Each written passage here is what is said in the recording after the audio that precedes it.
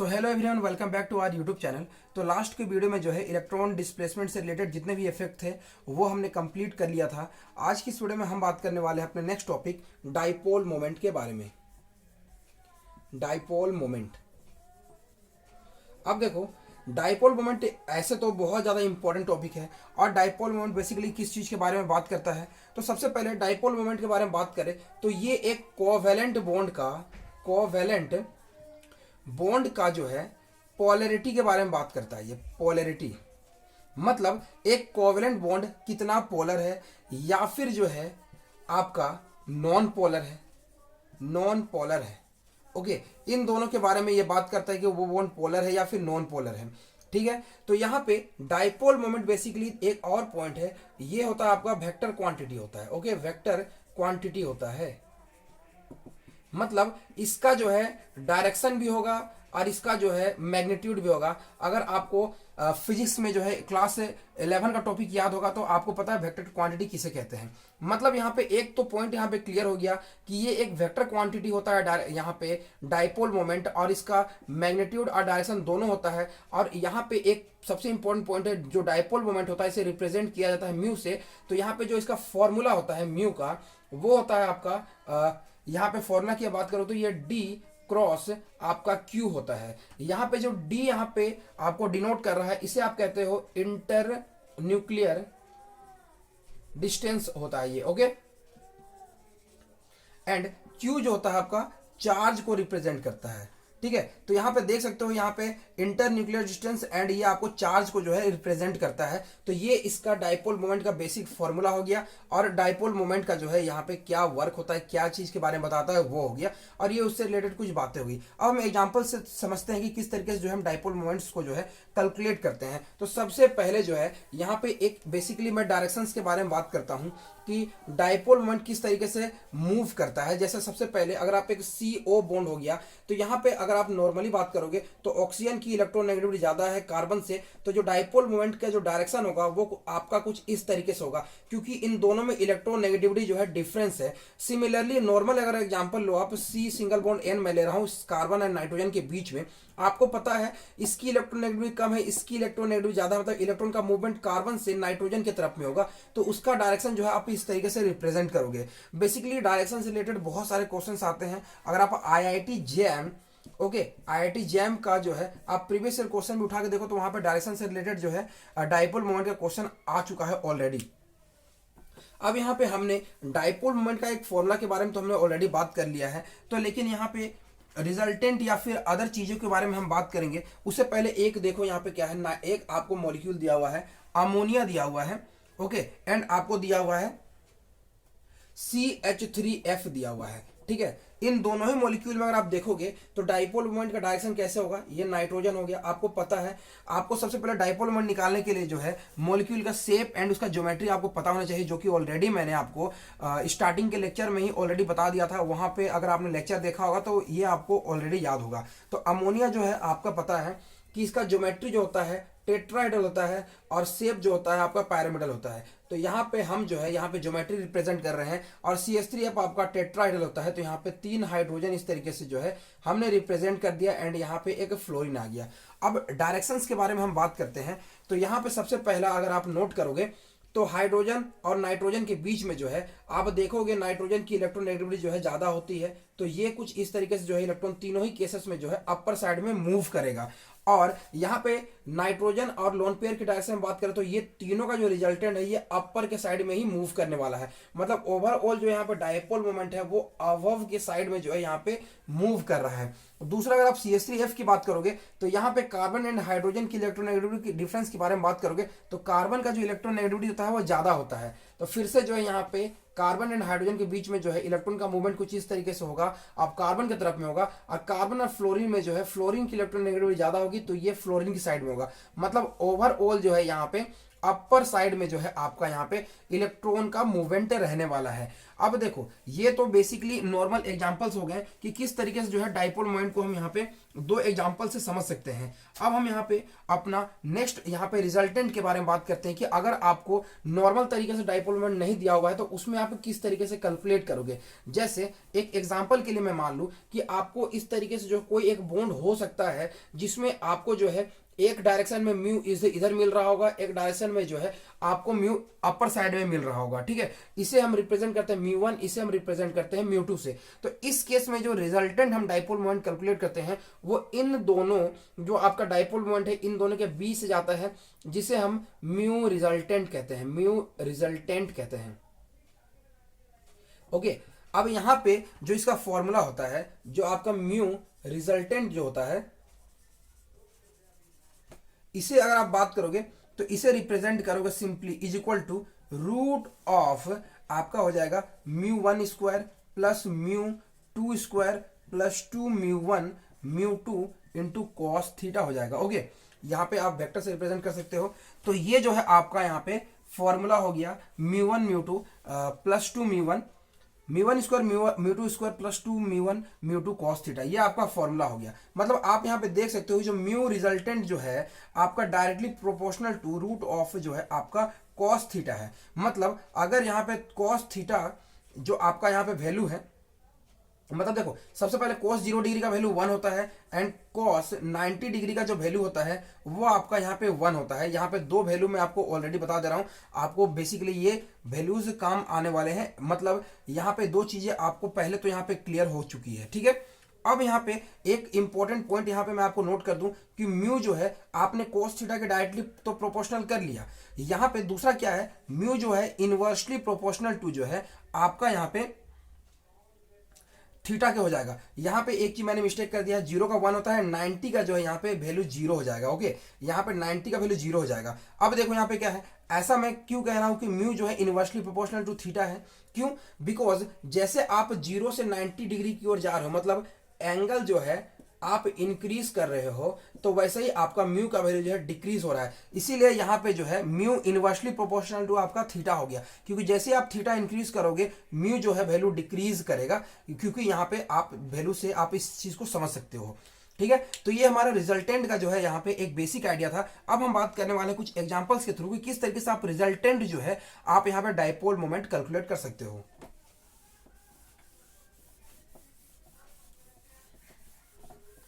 अब देखो एक पहले नॉर्मल एग्जांपल्स चलते हैं। जैसे आपको दिया हुआ है BF3 का, ये आपका पोलर मॉलिक्यूल है या फिर नॉन पोलर मॉलिक्यूल है, आपको ये कहा गया है, ठीक है। तो आप क्या करोगे, BF3 जो होता है आपको पता है इसका हाइब्रिडाइजेशन कितना होगा, तो पहले स्टेरिक नंबर आप कैलकुलेट करोगे तो 1/2 करोगे। देन बोरॉन में 3 इलेक्ट्रॉन प्लस फ्लोरीन आपका सिग्मा बॉन्डेड है तो 3 electron, no lone pair, no यहाँ पे आपका चार्जेस है, तो यहाँ पे 1/2 इंटू आपका 6 हो जाएगा, मतलब ये हो जाएगा आपका 3। मतलब 3 आपका स्टेरिक नंबर होता है sp2 का, मतलब इसका हाइब्रिडाइजेशन sp2 हो गया, मतलब ये आपका कहीं ना कहीं ट्राइगोनल प्लेनर होगा, मतलब B ये फ्लोरीन, देन आपका ये दोनों फ्लोरीन हो जाएगा।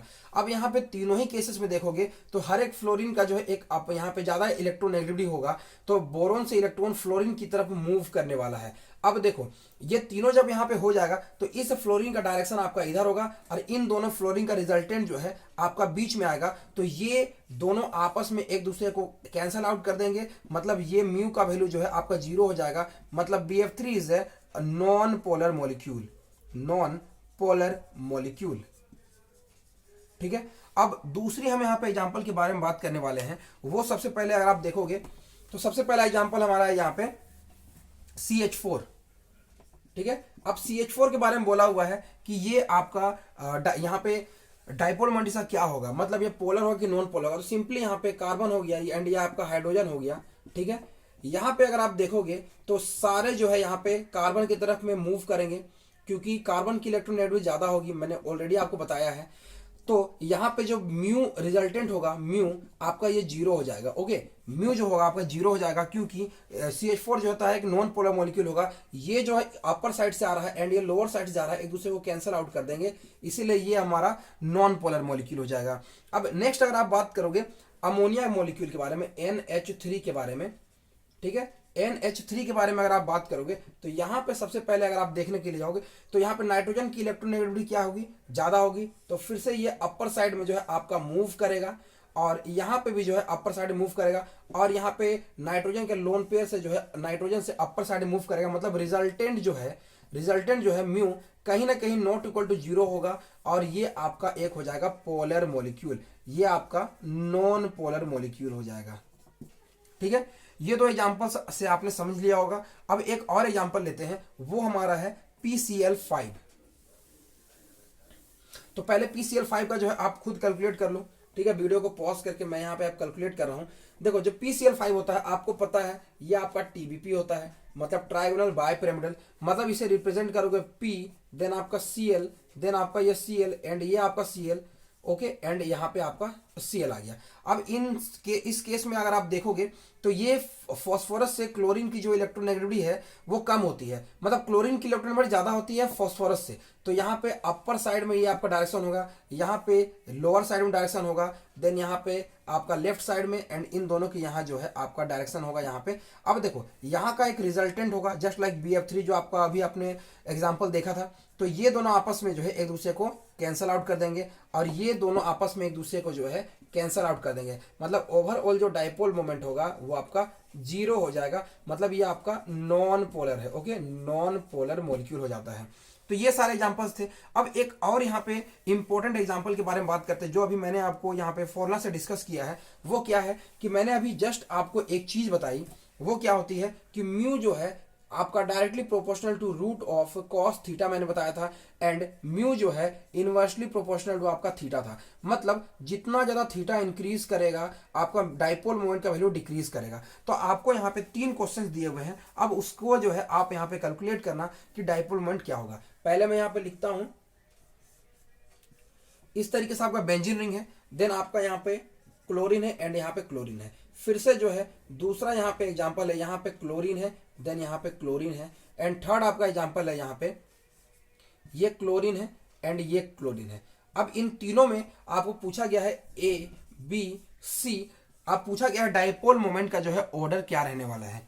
ठीक है, तो वीडियो पॉज करके आप कैलकुलेट कर लो।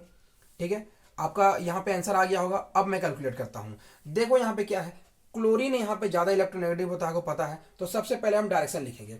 तो कहीं ना कहीं सेंटर से जो है ये जो सेंटर है, सेंटर से ये अपर साइड में इलेक्ट्रॉन का जो है आपका मूवमेंट होगा। ठीक है, यहां से भी इस क्लोरीन के डायरेक्शन में आपका मूवमेंट होगा, फिर से जो है यहाँ पे इस क्लोरीन की तरफ मूवमेंट होगा और यहाँ पे इस क्लोरीन की तरफ मूवमेंट होगा, फिर से यहाँ पे इस क्लोरीन की तरफ मूवमेंट होगा और यहाँ पे इस क्लोरीन की तरफ मूवमेंट होगा। आपको एक चीज पता है, जो वेक्टर क्वांटिटी आप कैलकुलेट करते थे तो यहाँ पे जो वेक्टर होता था उसका टेल टू टेल जो है आपका यहाँ पे मैच करना होता था। ठीक है, तो उसके लिए सबसे पहले देखो यहाँ पे दोनों का हेड हेड है, यहाँ पे भी हेड हेड है, मतलब यहाँ पे किसी प्रकार का कोई टेंशन वाली बात नहीं कि हमें यहाँ पे कोई चीज चेंजिंग करना है। अब देखो यहाँ पे आपका थीटा का वैल्यू अप्रोक्स 60 डिग्री होगा।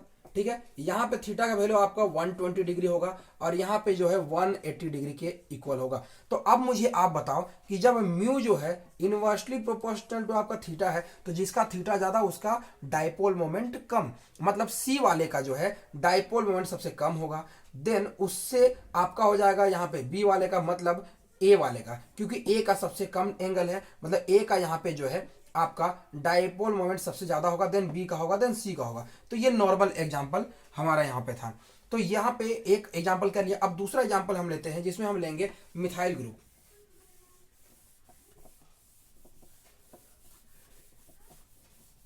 तो देखो यहाँ पे दूसरे एग्जांपल की अगर आप बात करोगे तो हम यहाँ पे सबसे पहला लेते हैं इस तरीके से बेंजीन रिंग, एंड यहाँ पे CH3 हमने ले लिया, एंड यहाँ पे हमने CH3 ले लिया। सिमिलरली जो है हम यहाँ पे दूसरा एग्जांपल ले रहे हैं जिसमें हम यहाँ पे CH3 ले रहे हैं, एंड उसके बाद में जो है यहाँ पे हम CH3 ले रहे हैं एंड यहाँ पे हम CH3 ले रहे हैं। ओके, ये हमने ले लिया। और तीसरा हम यहाँ पे लेने वाले हैं, इस तरीके से मॉलिक्यूल दिया हुआ है, एंड यहाँ पे आपका CH3 हो गया, देन यहाँ पे आपका CH3 हो गया, एंड यहाँ पे आपका CH3 हो गया। ठीक है, और यहाँ पे फिर से जो है इन तीनों के बारे में हम यहाँ पे कंपेयर करते हैं। ठीक है, इसे हम A दे देते हैं, एंड इसे हम B देते हैं, एंड इसे हम C दे देते हैं। ठीक है, ठीक है, अब यहाँ पे वीडियो पॉज करके जो है आप इसके बारे में कैलकुलेट करना कि इन तीनों का क्या होगा। सबसे पहले मैं नॉर्मल आपको यहाँ पे डील कर दे रहा हूँ। यहाँ पे सबसे पहले अगर आप देखोगे तो इन दोनों में जो है ये इलेक्ट्रॉन डोनेटिंग है, ठीक है, यहाँ पे भी ये भी इलेक्ट्रॉन डोनेटिंग है, तो मतलब म्यू इज इक्वल टू जो है यहाँ पे पहला तो जीरो हो गया। इसमें अगर आप देखोगे तो इसका आपका यहाँ पे आएगा, देन इसका आपका यहाँ पे आएगा, देन यहाँ पे इलेक्ट्रॉन डोनेट करेगा, मतलब तीनों का रिजल्टेंट एक आपका यहाँ पे आएगा, मतलब यह mu not equal to zero आपका रहने वाला है, ठीक है। और इस केस में अगर आप देखोगे तो यहाँ पे आपका अंदर की तरफ में आएगा, क्योंकि इलेक्ट्रॉन डोनेटिंग ग्रुप है, मैंने आपको बताया है मिथाइल ग्रुप, देन ये भी अंदर की तरफ आएगा, देन ये भी आपका अंदर तरफ आएगा, मतलब यहाँ पे तीनों जो है एक दूसरे को कैंसिल आउट करेंगे, मतलब म्यू कहीं ना कहीं यहाँ पे जीरो हो जाएगा, मतलब ए इज इक्वल टू सी तो आपका जीरो के इक्वल आ जाएगा, एंड जो आपका बी है उसके लिए डाइपोल मोमेंट जो है नॉट इक्वल टू जीरो होगा, मतलब बी का जो है ज्यादा हो जाएगा ए इज इक्वल टू सी से, इज इक्वल टू जीरो, ठीक है, क्योंकि ए और सी का डाइपोल मोमेंट जो है आपका जीरो है। तो इस तरीके से आप यहाँ पे कैलकुलेट कर सकते हो डाइपोल मोमेंट। अब हम और अलग तरीके का एग्जांपल लेते हैं डाइपोल मोमेंट को कैलकुलेट करने के लिए, जिससे जो है आपको और ज्यादा क्रिस्टल क्लियर हो सकेगा कि डाइपोल मोमेंट में जो है हम किस तरीके से और क्वेश्चंस को समझ सकते हैं।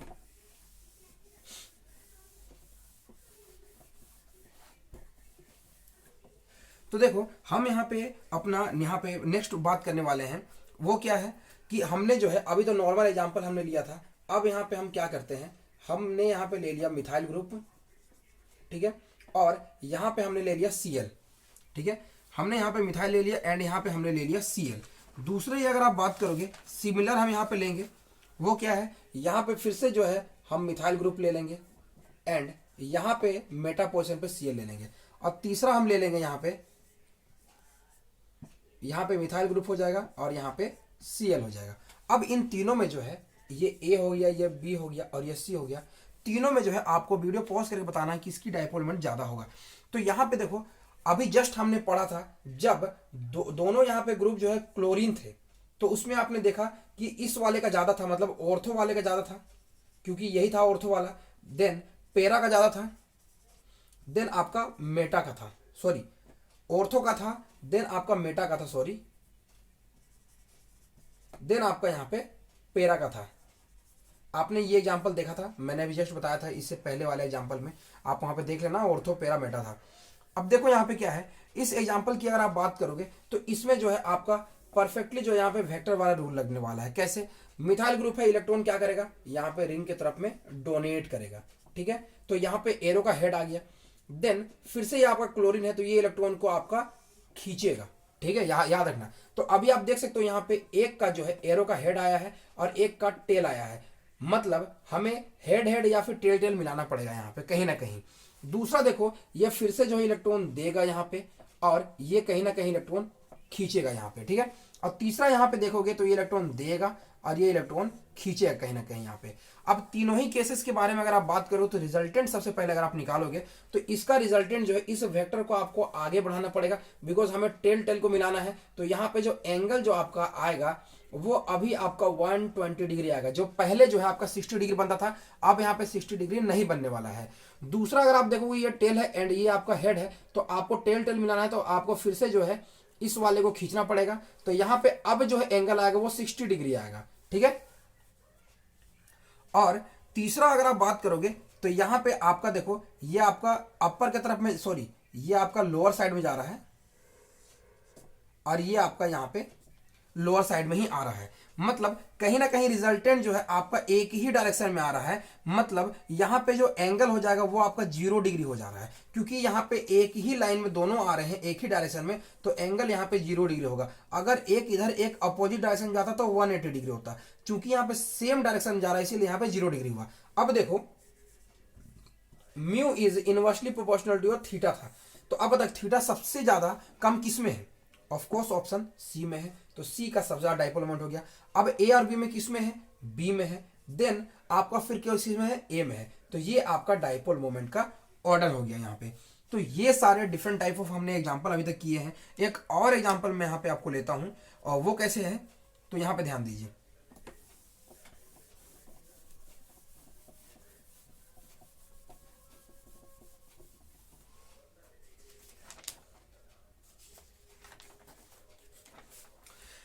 तो यहां पे सबसे पहले अगर आप ध्यान देंगे डाइपोल मोमेंट का ही नेक्स्ट एग्जांपल, जैसे आपको दिया हुआ एग्जांपल, ये आपको दिया हुआ है फ्लोरोबेंजीन और ये आपको दिया हुआ है क्लोरोबेंजीन।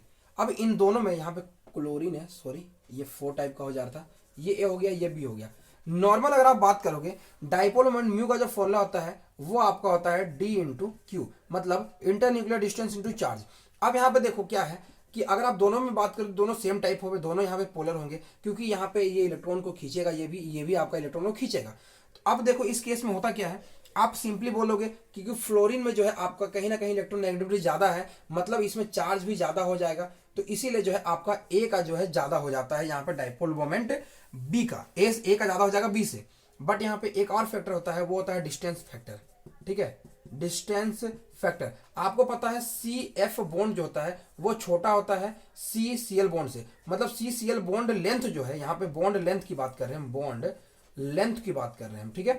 तो सी सी एल बॉन्ड लेंथ जो होता है ज्यादा होता है सी एफ बॉन्ड लेंथ से, इसीलिए जो है आपका यहाँ पे डिस्टेंस का फैक्टर चला आता है। चूंकि सीसीएल बॉन्ड लेंथ ज्यादा होता है इसीलिए बी वाला का जो डाइपोल मोमेंट हो जाएगा, जो आपका क्यू इंटू जो डी क्रॉस क्यू है, उसके रेस्पेक्ट में बी का डाइपोल मोमेंट ए से ज्यादा हो जाएगा। तो ये एक इंपॉर्टेंट एग्जांपल है, इससे आप याद रखना ऑलवेज। ओके, तो ये सारे जितने भी एग्जांपल्स मैंने बताए हैं सारे बहुत ज़्यादा इंपॉर्टेंट थे डाइपोल मोमेंट से रिलेटेड। एंड उम्मीद है आपको डाइपोल मोमेंट से रिलेटेड जितने भी क्वेश्चन है उसके थ्रू जो है आपको थ्योरी वगैरह सारी चीज़ें जो है बहुत आसानी से समझ आ गई होगी। और वीडियो आपको अच्छी लगी हो तो वीडियो को लाइक करना। आज की वीडियो के लिए बस मैं इतना ही रख रहा हूँ और मिलते हैं नेक्स्ट वीडियो में, तब तक के लिए थैंक्स।